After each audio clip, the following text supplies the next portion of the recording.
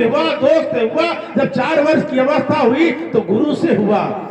और उसके बाद धीरे धीरे हम बढ़ते गए। हमारे अपने सुख को काट करके हमारे माँ बाप ने, चाहे पिता हो, अपनी खून पसीने की कमाई से खर्च करके हमको कपड़ा पहनाया, दूध पिलाया, खाना खिलाया, अच्छे कपड़े हमको पहनाया, खुद जो है पुराने धुराने कपड़े पहने, हमको अच्छा भोजन खिलाया, खुद जो है बासी भोजन खाया, हमको दूध पिलाया, अपने स्वयं काली चाय पिया, हमको पेवर दूध पिलाया, अपना पानी मिलाकर दूध पिया। तो इस तरह से हमारा लालन पालन, हम हो चाहे आप हो, आज जो माँ है, आज जो पिता हैं, कल बच्चे थे, जो आज बाबा हैं, कल बच्चे थे। इसी तरह ये जो है जगत का श्रृंखला निरंतर बढ़ता रहा। लेकिन धोखा कहां से हो गया? ये कार्यक्रम क्यों कराने पड़ रहे हैं? ये कार्यक्रम इसलिए कराने पड़ रहे हैं कि हमारी माताओं बहनों ने अपने दर्जे को कम कर लिया। किस तरह से? कहेंगे हम कैसे दर्जे को कम कर लिया? इसके दोषी आप ही हैं। कम इसलिए कर लिया, जब बच्चा पैदा हुआ तो आपने कहा इसका मुंडन 6 हाथ, 12 हाथ, 13 हाथ वाली सैलानी माता, वैष्णो माता, चरका माता, इस तरह की पत्थरों की माताओं के यहाँ उसको ले जाके मुंडन कराने पहुंच गई। तो आप अपने को छोटा कमतर कर लिया, अपने बच्चे को मुंडन कराने वहां गई। अरे आप भगवान हैं, आप जीवित भगवान हैं। अगर किसी का मुंडन ही कराना है तो अपने चरणों में करा लीजिए। अपने चरणों से अगर बड़ा उद्धार देना चाहिए तो अपने माँ बाप के चरणों में करा दीजिए। उससे भी आगे पीढ़ी में जाना है तो जहां पर आपके पूर्वज दफन है और समाधि बनी वहां पर करा दीजिए, बाबा साहब की प्रतिमा पर करा दीजिए। लेकिन हम इससे संतुष्ट नहीं होते हैं। हम जब तक वहां नहीं जाएंगे तब तक संतुष्ट नहीं होंगे। जाते समय ट्रैक्टर पलट जाता है, जाते समय जाम लग जाता है, जाते समय हमको भूख लग जाती है, वहां जाते समय हमारी जेब कट जाती है, लेकिन हमको समझ में नहीं आता है। क्यों नहीं समझ में आता है? हम अगर अम्बेडकरवादी हो गए तो हमारी जो नंद है, भाभी है, मामी है, नाना है, वो नहीं मानेंगे। भैया ना भांजा हुआ, नाती हुआ, पोता हुआ, इसका मुंडन वही कराना हम माने हैं। अरे तुमने मान दिया, बच्चा हमारा है, तुमने क्यों मान लिया? और हम उनकी बात में चले जाते हैं, पैसा खर्च हो जाता है। अभी ट्रैक्टर टाली पलट गया था गणेशपुर में और कितने लोग मर गए। अटरिया में पलट गया, 60 लोग तालाब में चले गए। वो माताएं, वो चालिका देवी, वैष्णो देवी ट्रैक्टर की पहिया में जोर लगाने नहीं आए कि भक्त हमारे दरवाजे आ रहे हैं और रास्ते में पलट गया, कुएं से लड़ गया। तो उसमें शक्ति नहीं है, शक्ति आप में है कि आपका लड़का अगर नाली में गिरने लगेगा तो आप पकड़ लेंगे, हमारे माँ बाप पकड़ लेंगे। हमारा लड़का अगर शराब पी रहा है तो हमारे पड़ोसी कहेंगे कि आपका लड़का बिगड़ रहा है, शराब पी रहा है। आप लड़का तंबाकू खा रहा, शराब पी रहा, तो हमारे पड़ोसी ही तो ऐसी हैं। ये पत्थरों वाली देवियां, ये देवता, चाहे इसमें उनको इंक्लूड कर लीजिए, मैं बुराई नहीं करता हूँ, इंक्लूड कर लीजिए। बाबा साहब की मूर्ति भी इंक्लूड कर लीजिए, बुद्ध की मूर्ति इंक्लूड कर लीजिए, क्योंकि ये मूर्तियों से हमारा कल्याण नहीं होने वाला। पत्थर तो वही भी है, इधर भी, उधर भी, इधर भी, उधर भी, तो पत्थर ही तो है। तो इस पत्थर से हम तोड़ करके छत लगा ले, लेटरिन बना ले, मूर्ति बना ले, 12 हाथ वाली बना ले, 13 हाथ वाली, कल्याण नहीं होगा। बाबा साहब खुद ने कहा है कि हमको मूर्तियों में ढूंढोगे नहीं पाओगे, मैं तो असली जीवित आत्मा किताबों में मिलूंगा। बाबा साहब की पोशाक देखिए, बाबा साहब का चेहरा देखिए, कोट पैंट टाई लगाए हुए, बाल खींचे हुए, चश्मा लगाए हुए, भारत का संविधान लिए खड़े हैं। कितनी गौरव की बात है कि आपको बराबरी देने के लिए उनकी मूर्तियां भी आज संदेश दे रही हैं। किताब लिए हैं, वह किताब लिए हैं जिससे पूरे देश, पूरे विश्व में गरिमा हुई। भारत की जो किताब लिए हुए जिसमें जमार, पासी, नट, कंजर, बढ़िया, कुर्मी, काची है, गड़विया, तेली, तंबोली, नाई, भुजी, कहार, लोहार, सुनार, साख, सैनी, मौर्य, कुशवाहा, हिंदू, मुसलमान, सिख, ईसाई एक लाइन में खड़ा किया है। बाबा साहब में वो शक्ति थी, बाबा साहब की कलम में वो शक्ति थी कि सारे लोगों को एक लाइन में खड़ा कर दिया। क्या जमींदार, क्या जमादार एक लाइन में खड़े होकर सुबह वोट डालते हैं, वो लाइन लगा के वोट लेते हैं और हाथ जोड़कर वोट मांगते हैं। आपका गांव जमींदारों का गांव था।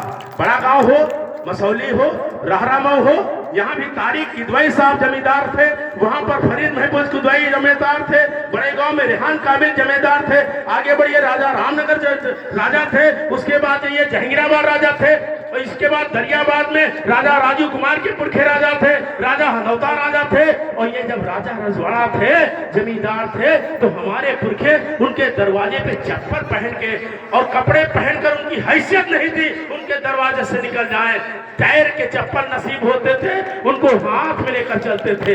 ये बराबरी, ये सम्मान किसने दिया? ये बाबा साहब डॉक्टर भीमराव अंबेडकर ने दिया, ये संत रविदास ने दिया, संत कबीर ने दिया, गुरु घासीदास ने दिया, संत तुकाराम ने दिया। ये मिला कैसे? अगर छत्रपति साहू जी महाराज जो कुर्मी राजा थे वो ना होते, साईजी गायकवाड़ कुर्मी राजा थे वो ना होते, तो बाबा साहब न होते, एक केवल सक्षम व्यक्ति न होते, अक्षम व्यक्ति होते। तो इनको बाबा साहब बनाने का काम कुर्मी राजा साईजी गायकवाड़, छत्रपति साहू जी महाराज, अंबिया वाडेकर साहब, ऐसे बहुत सारे लोगों ने बाबा साहब को बाबा साहब बनाने का काम किया। बाबा साहब को पढ़ने का मौका मिला। 4 वर्ष की अवस्था में बाबा साहब को स्कूल में प्रवेश नहीं मिला। क्लास्कर नाम के एक अंग्रेज के हस्तक्षेप के बाद डॉक्टर अंबेडकर को प्रवेश मिला। शर्तें 3 थी। कौन शर्तें थी? अगर एक शर्त आपके साथ लागू कर दिया जाए तो आपके बच्चे पढ़ने नहीं जाएंगे। बाबा साहब की शर्तें थी कि जहां हमारे जूते होंगे, हमारे सवर्ण जात के लड़के जूते उतारेंगे, बामन ठाकुर बनिया कहार के जूते उतारेंगे, वो हम पर डॉक्टर अंबेडकर को बैठ करके पढ़ना पड़ेगा। कितना ताली ना बजाइए। ये वोट मांगने हम आप लोगों से नहीं आए, ना खुश करने। आप सुनिए गौर करके, कथा सुन रहे हैं, कथा के साथ 5 मिनट हमारी भी बात सुन लीजिए। हम बिना पैसे के आए हैं, कथावाचक तो पैसा भी लेंगे। तो जहां पर पैर जूते रखे जाते थे वहां पर बाबा साहब को बैठना पड़ेगा। 4 साल का बच्चा जहां पर जूते रखे जाएंगे वहां पर बैठ के पढ़ना पड़ेगा। बाबा साहब को पढ़ने की जिज्ञासा थी, उस अपमान भरी शर्त को स्वीकार कर लिया। डॉक्टर अंबेडकर की दूसरी शर्त रखी कि अब आपको प्यास लगेगी तो चपरासी से कहिएगा, दूर से चुल्लू में पानी पिलाएगा, आप स्वयं जो है लोटे से पानी नहीं पी सकते। बाबा साहब ने कहा ठीक है, पढ़ना पड़ेगा, शर्त माननी पड़ेगी। बाबा साहब से कहा गया गलती करेंगे तो हम छड़ी से नहीं मारेंगे, दूर से ढीले ढेमकी से मारेंगे। बाबा साहब ने कहा ठीक है। कितनी अमानवीय शर्तों को बाबा साहब डॉक्टर अंबेडकर 4 वर्ष की अवस्था में स्वीकार किया और पढ़ना शुरू किया। बाबा साहब पढ़ते गए। हाई स्कूल इंटर की जो परीक्षा हुई तो बंबई महाराष्ट्र में पूरे प्रदेश में डॉक्टर अंबेडकर का नाम नंबर 1 लिस्ट में आया। नंबर 1 लिस्ट में आया। हमारे बच्चे आज पंखे में पढ़ते हैं। बाबा साहब डिबरी में पढ़े। बाबा साहब के घर में 14 संतान, 14 परिवारों का परिवार था, 14 संख्या परिवार था।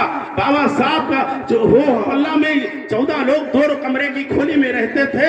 बाबा साहब ऐसी व्यवस्था में कहां पढ़ सकते थे? बाबा साहब ने माना, सोचा कि जब सारे लोग सो जाएंगे तो डॉक्टर अंबेडकर डिबरी जलाकर पढ़ेंगे। कोई खाना मांगे, कोई पानी मांगे, कोई इधर सामान उठावे, कोई उधर सामान उठावे। इस चीज को दृष्टि में रखते हुए बाबा साहब कहा कि जब सोने की कगार पे होंगे तो मैं पढ़ना शुरू करूंगा। बाबा साहब 8 बजे उठ जाते, 9 बजे उठ जाते थे, खाना खाते थे, बैठ जाते थे पढ़ना, और सुबह 4 बजे तक बाबा साहब पढ़ते रहते थे।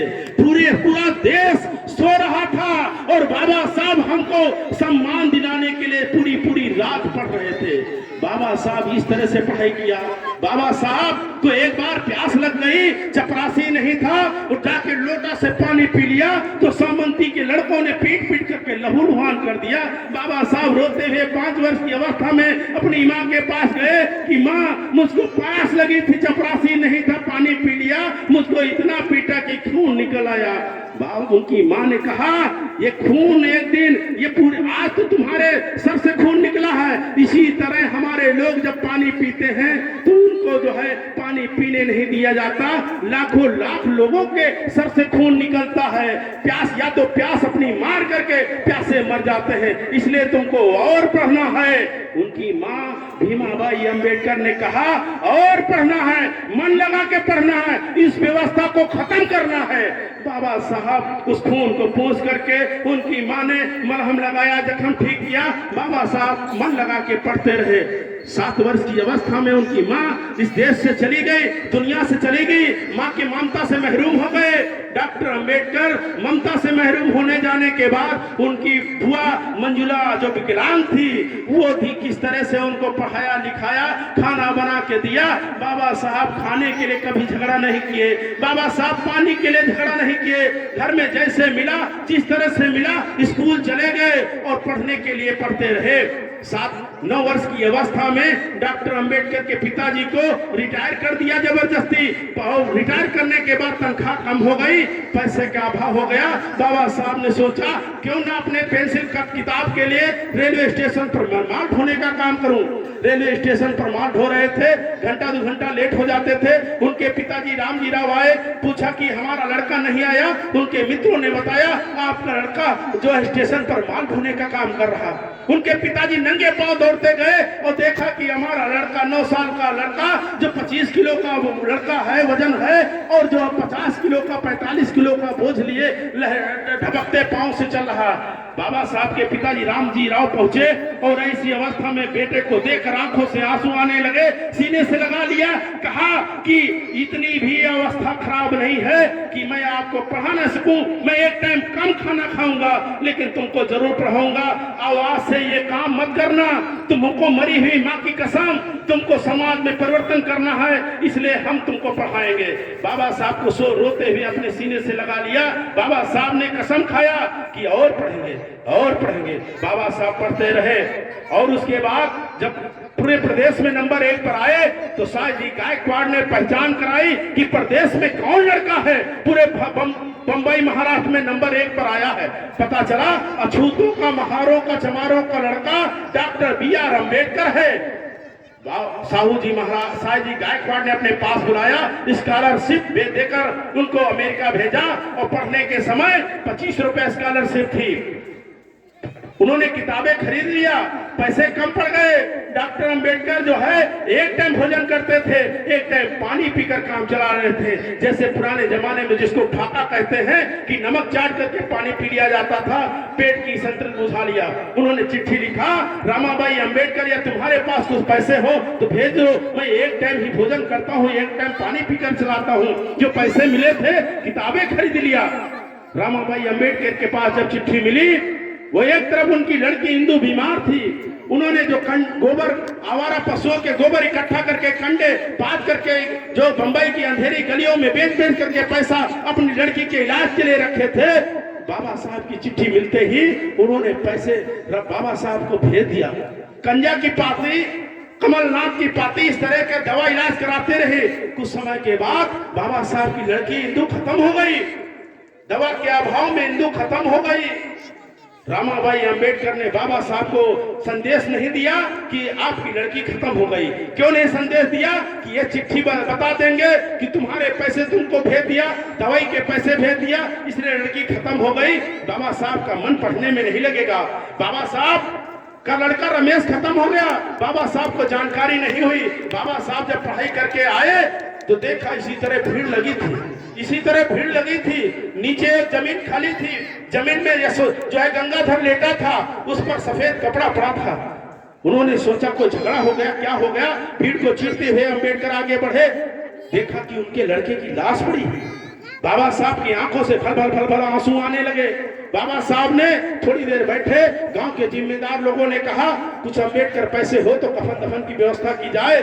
ये कल रात को लड़का खत्म हुआ था, 24 घंटा होने को है।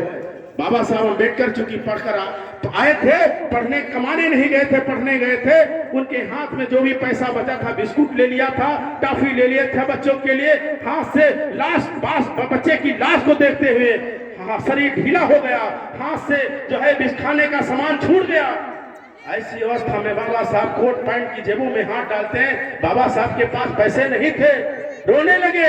रमाबाई अंबेडकर के सामने जाके रोने लगे कि पत्नी, मेरे पास ये ऐसा दिन हो गया कि मैं अपने बच्चों को कफन देने के लिए पैसे नहीं। रमाबाई अंबेडकर ने समझाया, इस रमाबाई अंबेडकर को इसलिए आपको बार बार बता रहे हैं कि बाबा साहब को बाबा साहब बनाने के लिए उनकी पत्नी ने कितना त्याग किया, इसको भी समझना आप लोगों को जरूरी है। उन्होंने अपनी पुरानी साड़ी फाड़ी, अंबेडकर और गंगाधर को लपेट कर दिया, कहा जाओ, कोई परेशान होने की जरूरत नहीं। पुरानी साड़ी में भी जाएगा गंगाधर, तभी जीवित नहीं होगा। परेशान होने की जरूरत नहीं, पुरानी साड़ी में लपेट कर ले जाइए। बाबा साहब ने पुरानी साड़ी में लपेट कर गंगाधर को हाथ में लिया, पीछे से पूरी भीड़ चली और जाके दफन कफन करने का काम किया। कितना बाबा साहब ने कष्ट झेला, कितना रमाबाई अंबेडकर ने कष्ट झेला, इसका जो है हमको आप उसका कष्ट को ऋण चुकता कर सकते हैं। इतनी इस तरह की मूर्तियां चाहे हजारों लगा दे, चाहे हजारों कुंटल फूल बरसा दे, लेकिन बाबा साहब के त्याग और बलिदान का कर्जा हमारे लोग कभी पूरा नहीं कर सकते हैं। बाबा साहब उस लड़कियों को दफन कफन करने के बाद शायद जी गायकवाड़ से एक जो है शर्त रखी थी कि पढ़ने के बाद हमारी नौकरी करना। डॉक्टर अंबेडकर को नौकरी करने का मौका मिला। चपरासी ब्राह्मण था, दूर से फाइल फेंकता था, पानी नहीं पीने को देता था। एक पारसी धर्मशाला में डॉक्टर अंबेडकर रुके और सामंती लोग पहुंच गए कि चमारों का लड़का, अछूतों का लड़का तुम इस मोहल्ले में रखोगे, हम तुमको रहने नहीं देंगे। पारसी धर्मशाला के मालिक ने डॉक्टर अंबेडकर का जो भी सामान था, बक्सा, खटिया और बिस्तरा, कपड़े सब फेंक दिया। 12 बजे रात को बाबा साहब अंबेडकर का सामान फेंक दिया गया। हम तो सोचते हैं कि हमको ये कपड़े पहनने का अधिकार हमारे माँ बाप ने दिया, हमारी जेब में पैसा है इसलिए, ये कुछ नहीं। बहुत सारा पैसा हमारे लोगों के पास होता, लेकिन कुछ भी हमको नहीं मिलने वाला था ये डॉक्टर अंबेडकर न होते। तो बाबा साहब सारे सामान को ले जाकर पेड़ के नीचे बैठे रहे, रोते रहे। बताइए 35 साल विदेश का पढ़ा हुआ आदमी उसको पेड़ के नीचे रोता रहा।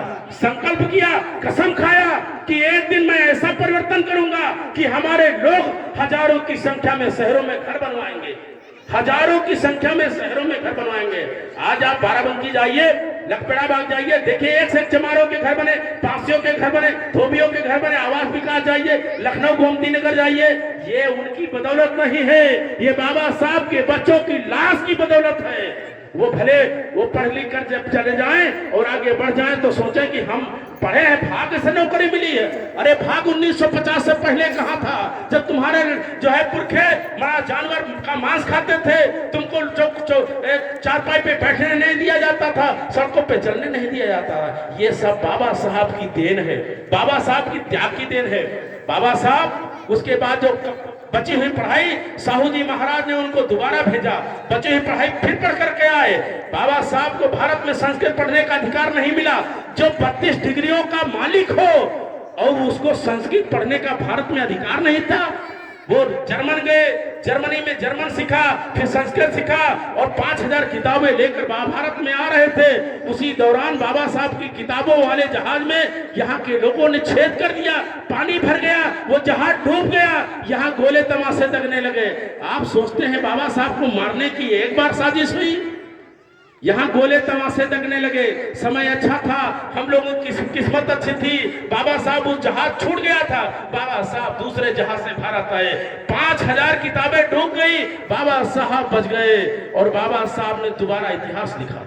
बाबा साहब ने दोबारा इतिहास लिखा। उसी दौरान सूखा पड़ गया, छावदार तालाब में जहां पर कुत्ते बिल्ली पानी पी सकते थे, वहां पर चमार, पासियों, कौरवी, काछी, यादव, अहिर, गरदिया, तेली, तमोरी, नाई, भुजी, कहार, लोहार, सुनार, साक, सैनी, मौर्य, कुशवाहा, मैं जातियों का इसलिए नाम गिना रहा हूं कि यहाँ पर वर्मा कम होंगे, यादव कम होंगे, लेकिन उनको भी पीने का अधिकार बाबा साहब की संविधान के बदौलत ही मिला।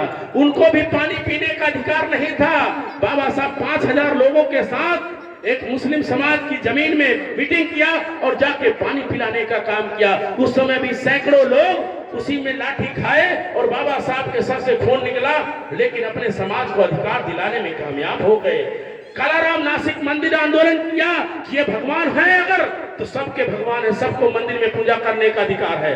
फिर लेकर गए और ले जाने के बाद वहां पर भी जो है लाठियां चली, लाठियां चलने के बाद घायल हुए और उसके बाद क्या हुआ कि ये सारे कागज ले जाकर जो है 1930, 31, 32 की गोल में सम्मेलन ने अंग्रेजों के सामने पटक दिया और कहा महात्मा गांधी झूठ बोलते हैं, ये महात्मा गांधी झूठ बोलता है कि छुआछूत खत्म हो गया। अरे मेरा छुआ हुआ गिलास का पानी जवाहरलाल नेहरू महात्मा गांधी पी ले तो मैं मान लूंगा कि छुआछूत खत्म हो गई।